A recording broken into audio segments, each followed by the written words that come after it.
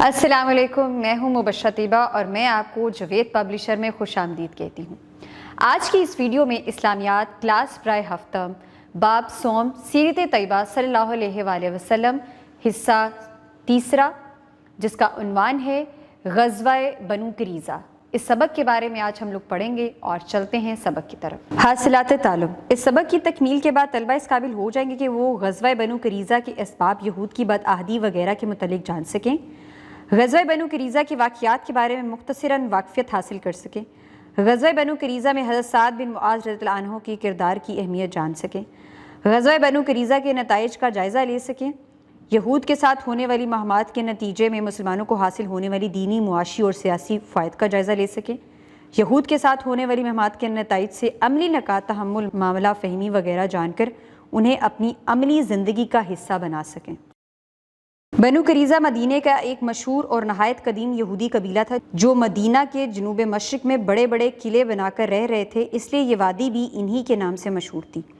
رسول اللہ خاتم النبیین صلی اللہ علیہ وسلم نے جن یہودی قبائل سے صلح کا معاہدہ کیا تھا ان میں یہ قبیلہ بھی شامل تھا، اس لیے مسلمانوں کو ان کی طرف سے بے فکری تھی، لیکن غزوہ خندق میں اس قبیلے نے مسلمانوں کے ساتھ بدعہدی کی اور مسلمانوں پر حملہ کرنے کے لیے تیار ہو گئے۔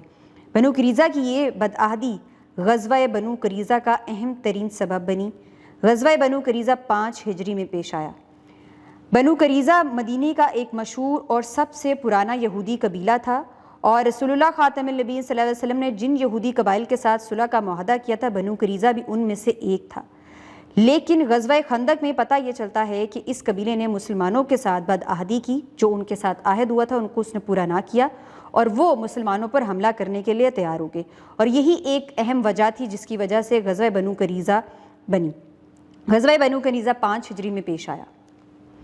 جس روز رسول اللہ خاتم النبیین صلی اللہ علیہ وسلم غزوہ خندق سے فارغ ہو کر اپنے مکان میں تشریف لائے اور ہتھیار اتار کر غسل فرمایا، ابھی اطمینان کے ساتھ بیٹھے بھی نہ تھے کہ حضرت جبرائیل علیہ السلام تشریف لائے اور عرض کرنے لگے کہ یا رسول اللہ خاتم النبیین صلی اللہ علیہ وسلم، آپ خاتم النبیین صلی اللہ علیہ وسلم نے ہتھیار اتار دیے، لیکن ہم فرشتوں کی جماعت نے ابھی تک ہتھیار نہیں اتارے۔ اللہ تعالیٰ کا یہ حکم ہے کہ آپ خاتم النبیین صلی اللہ علیہ وسلم بنو قریظہ کی طرف چلیں، کیونکہ ان لوگوں نے معاہدہ توڑ کر غزوہ خندق میں کفار کے ساتھ مل کر مدینہ منورہ پر حملہ کیا ہے۔ چنانچہ رسول اللہ خاتم النبیین صلی اللہ علیہ وسلم نے اعلان کر دیا کہ لوگ ابھی ہتھیار نہ اتاریں اور عصر کی نماز بنو قریظہ کے علاقے میں جا کر ادا کریں۔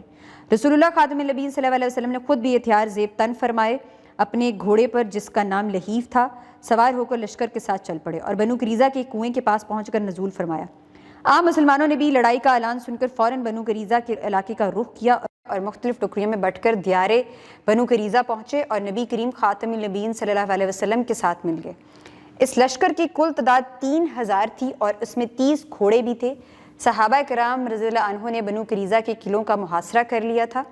یہ محاصرہ 25 روز تک جاری رہا۔ غزوہ خندق کے بعد آپ صلی اللہ علیہ وسلم اپنے صحابہ کے ساتھ جب واپس اپنے خیموں میں آئے اور آرام فرمانے لگے تو تبھی حضرت جبرائیل علیہ السلام تشریف لائے اور عرض کیا یا رسول اللہ صلی اللہ علیہ وسلم اپنے ہتھیار نہ اتاریں، کیونکہ بنو قریظہ نے اپنا معاہدہ توڑ کر کفار مکہ کے ساتھ مل کر مدینہ منورہ پر حملہ کر دیا ہے۔ اور اسی وقت آپ صلی اللہ علیہ وسلم نے صحابہ کرام کے ساتھ عصر کی نماز ادا کی اور اپنے لشکر کے ساتھ بنو قریظہ کی طرف روانہ ہو گئے، اور اس لشکر میں 3000 افراد موجود تھے اور اس کے ساتھ 30 گھوڑے بھی تھے، اور صحابہ کرام نے بنو قریظہ کے قلعوں کا محاصرہ کر لیا اور یہ محاصرہ 25 روز تک جاری رہا۔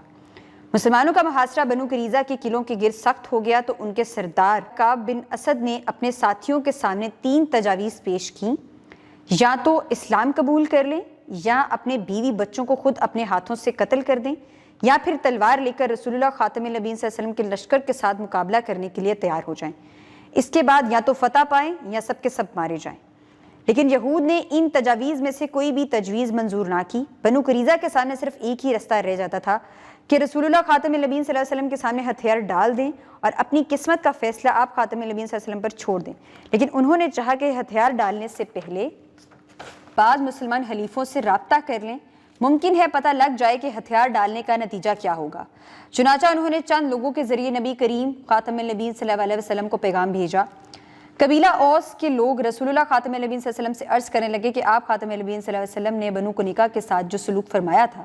وہ آپ خاتم النبیین صلی اللہ علیہ وسلم کو یاد دہی ہے۔ بنو کنیکہ ہمارے بھائی خزرج کے حلیف ہیں اور یہ لوگ ہمارے حلیف ہیں، لہٰذا ان پر احسان فرمائیں۔ آپ خاتم النبیین صلی اللہ علیہ وسلم نے فرمایا کیا آپ لوگ اس پر راضی نہیں کہ ان کے متعلق آپ ہی کا ایک آدمی فیصلہ کرے؟ انہوں نے عرض کیا کیوں نہیں؟ آپ خاتم النبیین صلی اللہ علیہ وسلم نے فرمایا تو یہ معاملہ سعد بن معاذ رضی اللہ عنہ کے حوالے ہے۔ اوس کے لوگوں نے کہا ہم اس پر راضی ہیں۔ حضرت سعد بن معاذ رضی اللہ عنہ غزوہ خندق میں ایک تیر کھا کر شدید زخمی تھے، مگر اسی حالت میں وہ بنو قریظہ کی طرف گئے۔ یہود کا خیال تھا کہ حضرت سعد بن معاذ رضی اللہ عنہ قبیلہ بنو اوس کے سردار ہیں اور اس قبیلے سے ہمارے دوستانہ مراسم ہیں، اس لیے وہ ہمارے حق میں فیصلہ دیں گے۔ مگر حضرت سعد بن معاذ رضی اللہ عنہ نے یہ فیصلہ دیا کہ بنو قریظہ کے لڑنے والے مردوں کو قتل کر دیا جائے، عورتوں اور بچوں کو قید کر لیا جائے اور سامان کو مال غنیمت قرار دے دیا جائے۔ رسول اللہ خاتم النبیین صلی اللہ علیہ وسلم نے ان کی زبان سے یہ فیصلہ سن کر ارشاد فرمایا یقیناً تم نے ان یہود کے بارے میں وہ فیصلہ سنایا ہے جو اللہ کا فیصلہ ہے۔ اس فیصلے کے مطابق بنو قریظہ کی جنگ جو قتل کر دیے گئے تھے ان کی عورتوں اور بچوں کو قیدی بنا لیا گیا اور ان کے مال و اسباب کو بطور مال غنیمت مجاہدین اسلام میں تقسیم کر دیا گیا۔ یوں اس شریر اور بد عہد قبیلے کے شر و فساد سے ہمیشہ کے لیے مسلمان پرامن طور پر محفوظ ہو گئے۔ اس غزوہ بنو قریظہ میں جو سب سے اہم کردار ادا کیا وہ حضرت سعد بن معاذ رضی اللہ عنہ نے کردار ادا کیا، جبکہ حضرت سعد بن معاذ کو غزوہ خندق میں ایک تیر لگا تھا جس کی وجہ سے وہ شدید زخمی ہو گئے تھے، لیکن جب فیصلے کا ٹائم آیا تو انہوں نے وہی فیصلہ کیا جو کہ اللہ کا فیصلہ تھا، اور اس فیصلے کے مطابق بنو قریظہ کے جو جنگ میں قتل کیے گئے ان کی عورتوں اور بچوں کو قیدی بنا لیا گیا اور جو بھی ان کا مال اسباب تھا انہیں مال غنیمت کے طور پر اسلام کے مجاہدین میں تقسیم کر دیا گیا، اور اس طریقے سے مسلمانوں کو ایک دفعہ پھر سے فتح حاصل ہوئی اور کفار مکہ کے شر سے وہ آزاد ہو گئے۔ نتائج: غزوہ بنو قریظہ کے بعد مدینہ منورہ سے مشرکوں کے ٹھکانے ختم ہو گئے۔ غزوہ بنو قریظہ کے بعد مال غنیمت کی صورت میں مسلمانوں کی مالی مدد ہوئی۔ غزوہ بنو قریظہ کے بعد مدینہ منورہ عہد شکن یہودیوں سے خالی ہو گیا۔ غزوہ بنو قریظہ جہاں مسلمانوں کے لیے مشعل راہ ہے وہیں پر یہودیوں کی مکار و دغا بازیوں کو بھی بے نقاب کرتا ہے اور ان کی اسلام دشمنی پر سے پردہ اٹھاتا ہے جو اس وقت سے جاری ہے جب سے اسلام آیا ہے۔ آج کے اس سبق میں ہم نے بنو قریظہ کے بنیادی اسباب کے بارے میں پڑھا اور اس کے ساتھ ساتھ یہ دیکھا کہ مسلمانوں کو مدینہ منورہ میں مالی، دینی اور معاشی کون سے فائدے حاصل ہوئے۔ بنو قریظہ میں سب سے جو اہم کردار ادا کیا وہ حضرت سعد بن معاذ رضی اللہ عنہ نے ادا کیا، اور جس کی وجہ سے مدینہ منورہ میں ایک بار پھر امن کی فضا قائم ہو گئی اور لشکر اور کفار مکہ کی جو دغا بازیاں اور ان کی مکاریاں تھیں ان کو بے نقاب کیا۔ اپنا بہت زیادہ خیال رکھیے گا اور جڑے رہیں بولتی کتابوں کے ساتھ۔